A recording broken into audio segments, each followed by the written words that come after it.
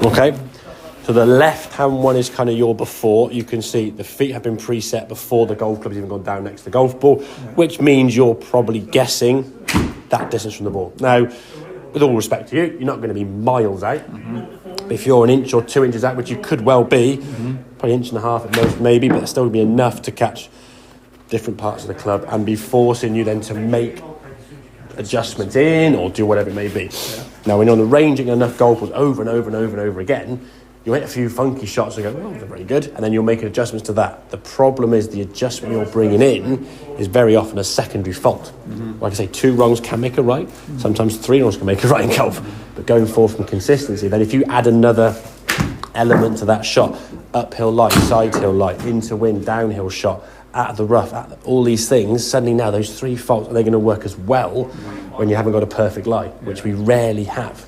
The problem in golf is very often we practice imperfect on a mat, on a range and so on, and then go out there and try and play on the course and do it. That's why I always try and do these sessions, sort of course sim, so we can challenge this down the course next time, try some different lies. How well are you adjusting to these setup things? When the ball's below our feet, we need to tilt down further. When the ball's above our feet, we change on side hill lies, uphill lies, all these different variants, okay? So if our setup is a little bit of a guess, we're going to be guessing out there a lot. And guessing out there when the margins are very small, it's not going to lead to consistency, yeah? So you can see when you sort of set yourself there, you put the club down, feet first, then you kind of put the club down. And for me now, you can almost see every part of this setup now just sees that club wants to just go out here somewhere, wants to go further from the golf ball. So that club's pushing away, then you sort of try and rock back on your heels, and then it's like, that to me there seems a good setup. But that's too far from the ball, so you want to get back on your heel. I mean, your toes are even almost off the ground there as you're doing that. So there's a lot of weight back on there. Now, we said about getting the weight on the arch of your feet, but if you're doing it too much and having to bring it back in here, it's not really going to be a position from which you can rotate from. And as we said, when you swing back there now, you then try and find that spine angle by moving forward.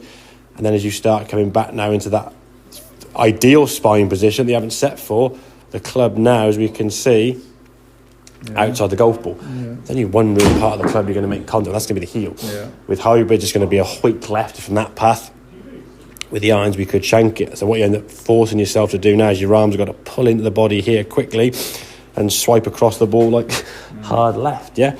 So if we can go through the sort of sequence, as I said, put the club down first behind the ball, then build your grip on it there, get yourself, and then set your feet around that there Now we're just in a position we want to swing from. We can just stay there. We're not worry about moving back and forth. Then when we swing, we can maintain a good posture. There's a little bit of a drop in the ball there, but that's part and parcel of the movement anyway. But at least with the club coming in now, we can see the shaft at a sort of similar position is now left of the golf ball, okay? If we look at this one, the left-hand side,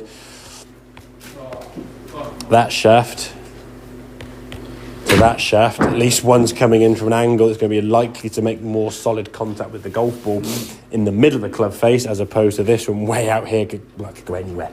All right, so club swinging from outside the line there. Then when you swing through, that ball can shot in the middle of the screen. Nicely imbalanced shot. This one here was one of the ones you thought you adjusted to. Even though you're swinging across the golf, you can see your arms sort of like tucking up here with that left elbow. The ball still started right to the right anyway, and it's going to be just drifting off there to the right because you're basically chopping across it, hitting a kind of spinny, cutty, drifty shot. And then of course once the ball then you see on the golf course start kind of going this way, you're like, okay, I'll just start swinging it harder this way, yeah? And we find people doing that, but then of course now you're swinging it off your back foot maybe more, which then encourages more ground first shots. This time of year now, the last thing you want to hit the ground behind the ball, do you? Because you're just face full of mud. So building into that setup sequence, I should say, getting at the correct position, okay? So you're over the ball now, getting that club working more. In terms of a swing, so we've got to keep that right shoulder back and keep it there a bit longer. You have a tendency to kind of throw it at the ball, okay? So as you swing the top of the backswing on this one here, as you get to there, you've turned your right shoulder behind the ball nicely. Your arm's in a good spot. It's keeping that shoulder back for what feels like an eternity, but in reality it's going to be a split second, okay? That club's going to be coming down from there now. The arms fall before that right shoulder starts unwinding a little bit. Okay, when you get down to about here now, the right shoulder will start coming through. It has to. Yeah. And then obviously in terms of the golf ball with your normal follow through. But so many golfers, they try and throw that right shoulder at it. Yeah. Sometimes to try and give it more power. Sometimes to try and start it further left. Yeah. Or both. yeah, which unfortunately gets into that situation of the ball curving left to right a lot. As we also said, if the club spins in the hands, don't worry about it. That's just a mishit shot, and the club is kind of doing what it's designed to do, to save the shot in some ways, to benefit you. The forgiveness of golf clubs now is designed to get a bit of face twist. So, okay, does that make sense? Yeah, Yeah, it does. Yeah, okay, cool, good stuff. Right.